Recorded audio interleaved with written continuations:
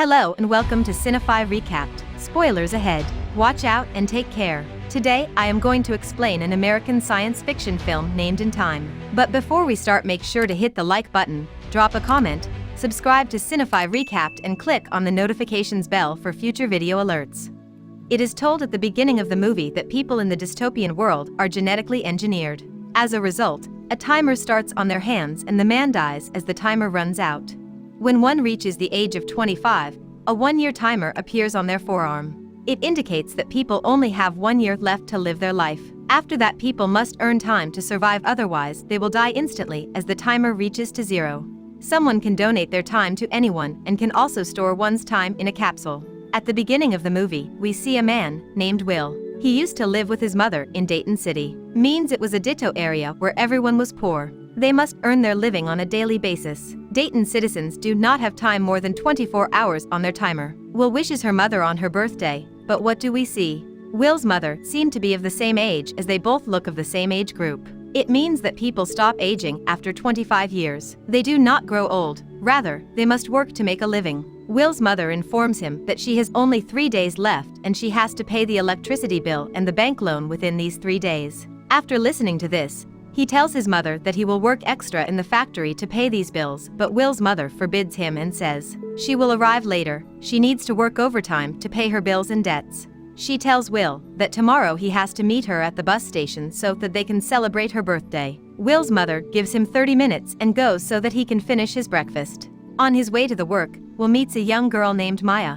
She asks a little time from Will. Will gives his 5 minutes to Maya in her capsule. Maya departs after taking that time and Will arrives at the factory area where he works. After getting there, he notices that the prices of all the consumables items have been increased. It implies he will have to pay more time than before for the breakfast. Will is also joined by a friend. Now they're both worried about the prices, because the prices were steadily increasing, including transport rates also. They each get a cup of coffee and go to their work.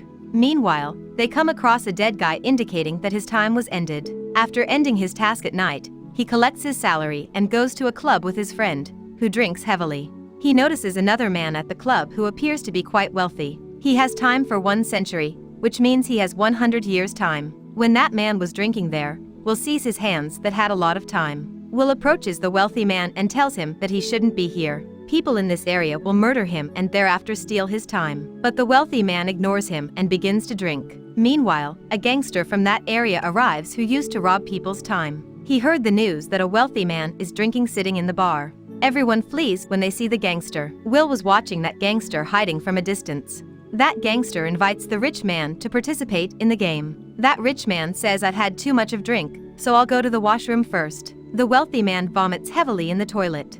A man of the gangster was standing outside the washroom to keep an eye on that man. But Will kills the man standing outside and flees with the wealthy man. The gangster and his men start looking for Will and that rich man who was with him. They both hide inside a building and keep an eye on the gangster from the building. That wealthy man introduces himself to Will by saying, "My name is Henry. I am from New Greenwich and I am 105 years old." Will inquires of Henry as to why he has come to Dayton with so much time. Henry claims, "This much time means nothing to me." He claims that man tires of everything after a while. "I am also tired of living and don't want to live.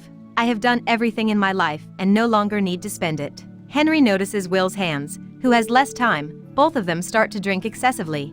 Both sleep while drinking and Henry gives all of his time to Will in the morning. He simply keeps 5 minutes for himself and then moves on. When Will wakes up, he notices that he has a lot of time. Will understands that Henry might have given him this heavy amount of time. On the other hand, Henry goes to the bridge and waits for his time to end. As his 5 minutes run out, he jumps from the bridge and takes his life. Will afterward goes to his friend and tells him everything that has happened. He tells his friend that a man named Henry has given him time for 1 century. He gives his friend 10 years of his life. Will's mother, on the other hand, has paid all of her debts and bank loans. She thinks of going to Dayton once again. The bus driver informs Will's mother that the bus prices have increased. Now she has to pay 2 hours time instead of 1 hour time. Will's mother has only 1.5 hours time. She knows that she has little time, so she runs toward her house. Will was waiting for his mother at the bus station, but she was not in the bus. He goes from there to find his mother. Will's mother was on her way to see him, but her time ran out and she passes away. Will weeps uncontrollably after watching this, because despite having 100 years of time, he was unable to save his mother. Actually, Will had to move his mother to Greenwich and live there for the rest of his life. He had hoped that he and his mother would be able to live happily in Greenwich. At the other side, an investigation begins into Henry's death from the bridge. Timekeepers, who actually acts like the police and are responsible for preventing crime, come there and start to investigate. The timekeepers check the CCTV footage but are unable to get any information. They have no idea who has stolen Henry's time. On the other hand, we see Will, who is going to cross the time zone and head to Greenwich, where all the rich people live. The time zone means the city borders. Timekeepers become aware that after crossing the time zones, a guy named Will is on his way to Greenwich. Timekeepers now get a picture of Will, taken by time zone cameras. After arriving in Greenwich, Will stays in a 5-star hotel. He finishes his lunch and notices a young lady named Sylvia. She comes from a very wealthy family, and she was also having lunch there. Will asks about a casino from a waitress, and she informs him about the casino. He visits the casino in order to play poker. At the casino, he meets a man who lends people time. He was the city's most well-known and wealthiest man. When Will plays poker with some people, their turn jumps to 1,100 years. Will wins the game and the rich introduces Will to his daughter. He was the same girl Sylvia who had lunch at the hotel. She invites Will to a party at her home and Will buys a beautiful car for the event. He jumps in his car and drives to the party. Will has a lot of free time and could buy a lot of things in return for time. Will is introduced to his family by that well-known wealthy man. At the party, Sylvia and Will dance together, but Sylvia's parents don't like this at all. On the other hand, timekeepers become aware of Will's location. Timekeepers come to the party and they capture Will. The head of the timekeeper named Ray investigates Will, that from where he has got that much time. Will tells that head the whole story and tells that a man named Henry has gifted him this time. The head of the timekeepers doesn't trust Will and he takes the entire time from him. Will gets only 2 hours of his time. In the meantime, Sylvia and her father are aware that Will is a thief and has come from the Dayton area. Meanwhile, Will beats the timekeepers and, after pointing a gun at her, takes Sylvia into the car. Timekeepers pursue Will, but he flees after distracting them. Sylvia says that I shouldn't trust you, rather I should have listened to my father. Will informs Sylvia that you don't know how many people die because of time in the Dayton area. This all happens because of her father, who gives time to the people on interest rates. In the meantime, something comes under the tire of their car, puncturing it and causing it to fall. They both faint due to the accident. Meanwhile, that gangster comes there who was following Will.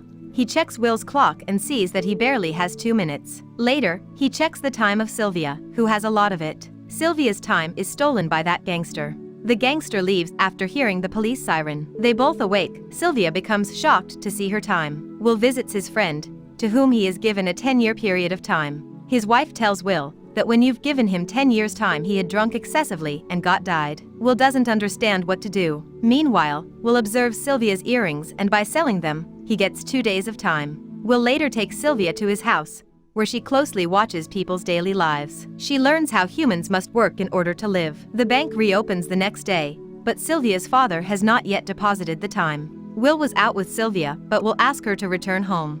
She denies that I will not return to the house and that we may both change the time zone together. As a result, many poor people living in areas like Dayton would benefit. Will tells Sylvia that there is a danger in all these things. In the meantime, Will asks Sylvia to call her father, but at the same time, the head of the timekeeper arrives there. He was about to catch Will, but Sylvia spots him and fires her gun at him. Will gives him 5 minutes of time and they both run after taking his car. Will is questioned by Sylvia as to why you've given him your time. Will tells her that he didn't had much time and that he could die before his companions arrive. Ray, the head of the timekeepers, used to keep his pay in a capsule. He used to travel with the time of only 1 day. Ray is seen at Sylvia's father's office in the next scene. He was bribing Ray not to arrest his daughter. Ray, on the other hand, claims that Sylvia is just as responsible as Will and that he will not save her. Sylvia and Will decide to loot her father's bank as there were numerous time capsules in that bank. Sylvia and Will are shown approaching the bank in the next scene. After robbing the bank, they distribute the time capsule among the poor. Every poor person leaps over the capsules. Sylvia's father is also made aware of the fact that his daughter has robbed the bank along with Will. Sylvia and Will are seen in a hotel room the next day. Ray also reaches there with his fellows. Sylvia and Will jump out of the window and head outside. They both flee, and Ray approaches them while running. Both, in the meantime, board the bus and manage to dodge Ray. Will and Sylvia then reach a hotel and book all the rooms in that hotel to spend the night together. At the other side, the gangster was asking about Will and Sylvia from the people of Dayton, scaring them because it was a 10-year reward for Will and Sylvia. One of the men reveals Sylvia and Will's address because he saw them both going to that hotel. They both start getting intimate in the room, but at the very same time, the gangster reaches there with his men and spoils all their fun. The gangster gives Will a fighting chance and asks for hand wrestling. Meanwhile, Will takes all the time from the gangster and kills his fellow.